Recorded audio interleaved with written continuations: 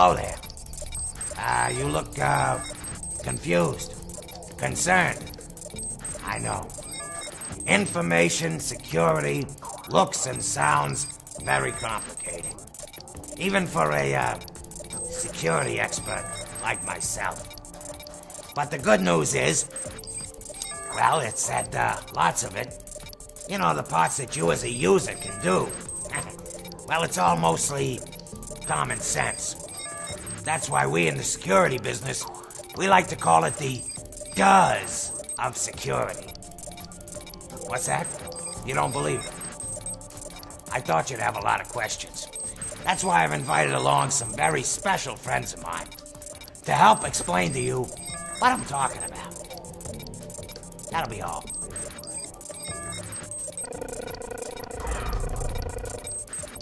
Tailgating, also known as piggybacking, is when a person attempts to enter a secure area or building by following an authorized person.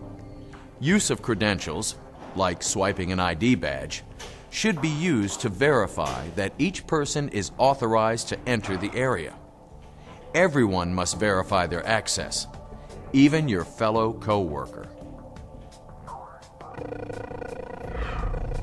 Hey, Bob, if someone is tailgating you, remind them to use their credentials, typically their ID badge, for access.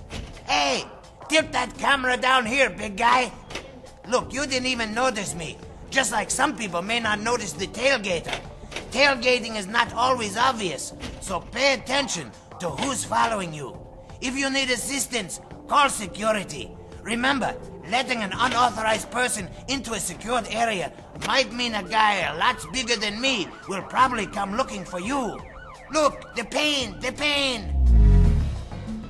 Your computer's password is the key that unlocks information and related resources for your use. You are responsible for protecting all accessible information, as well as any actions taken using your computer account. You must protect your password from use by other people. There is an even higher risk concerning mobile devices, like laptops. Never put the password directly on the device where it can easily be found. That's just what a thief wants. Hello, neighbor. It's a beautiful day in my neighborhood. You want to keep your neighborhood beautiful and safe too, don't you? I thought you would. Today's security word is password. Can you say that? Password? I like the way that word sounds. Passwords are like the keys to your house. And you never give your house keys to a stranger, would you? I didn't think you would. So never, ever use easy-to-guess passwords like ABC. We need to know our ABCs, but let's keep them away from our password. A good password is both easy for you to remember, but hard for anyone else to guess. Kind of like a mystery. Don't make it obvious. And remember, change your password regularly, as detailed in security policy. And never, never tell anyone your password, not even IT support staff. Be a good neighbor. Thank you. It's a beautiful day for a new password. Saving sensitive information on your computer or mobile device's hard drive, also known as the local drive, is not a secure practice, because anyone that uses your computer will be able to access the information, and the information is not automatically backed up. It is much safer to save the information to network storage drives, because they are secured and are backed up regularly. However, if you must save sensitive information to your hard drive, it must be encrypted and approved. Now listen to me, this is really important. For all those laptops and those other wimpy mobile devices you guys insist on using. Yeah, you and your Blueberry. These things can be easily lost, stolen or damaged while in transport. And you know what happens then? It makes me so angry just thinking about it. The sensitive information stored on these devices will be compromised or lost completely, terminated. Oh no. It looks like this machine has been terminated. I hope it wasn't one of my friends. Hasta la vista, old body. It's a good habit to lock your computer's desktop every time you leave your computer, no matter how quickly you expect to return.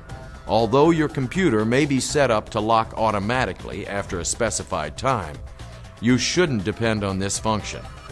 It only takes a few seconds for someone else to use your computer while you're away from your desk, and you'll pay the consequences.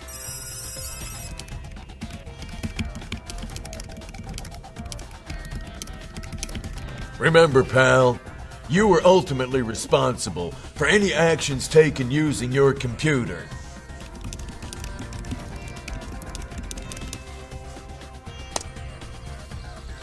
Even if you were not the person doing it. Printed information can be just as sensitive as electronic information and must be handled securely. Since the printer may not be in your immediate work area, know which printer you are using and pick up sensitive printouts immediately. If possible, use a printer that requires entering a PIN code. Finally, if the printed version is to be given to someone else, make sure they are authorized to have the information. Well, let me say this about that. When sensitive printed information is no longer needed, dispose of it using approved shredder facilities. Believe me, you don't just throw it in a trash or recycle bin. Boy, I can tell you some horror stories about that.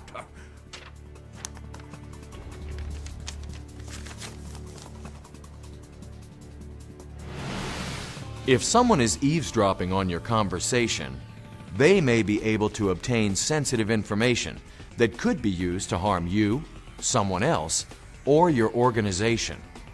When talking about sensitive information, always be aware of your environment and who is around you. Better yet, Chief, save sensitive conversations for areas that are more secure. If this security cage doesn't work for you, or if you misplace your favorite cone of silence, well, then just find a place a bit more secluded. Phishing is very much like eavesdropping, but in electronic form. When you receive an unexpected electronic message, it may be a trick to get you to disclose personal or other sensitive information. Basically, they are casting a hook and hoping you'll take their bait and respond. Many phishing messages and related sites not only attempt to get sensitive information, they may also attempt to install malicious code, like a virus, onto your computer. You know, the best protection is to never open any electronic message you're unsure of, especially if it's from a sender you don't know. If you do open such a message by mistake, and believe me, this could be a really big mistake, do not open attachments or click on the links, for crying out loud. Again, the best defense is to just delete the message.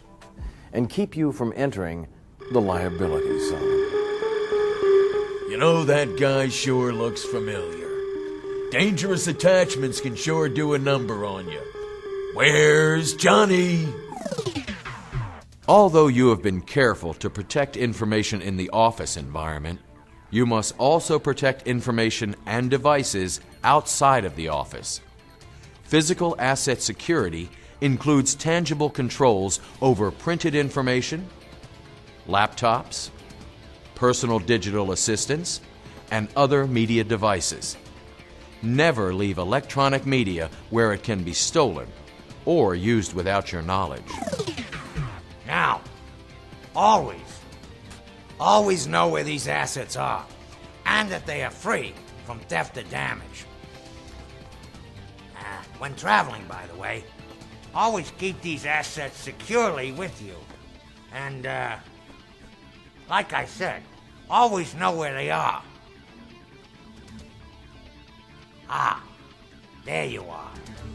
Now, if you must lock these assets up in your car, make sure that they are not placed where someone could see them.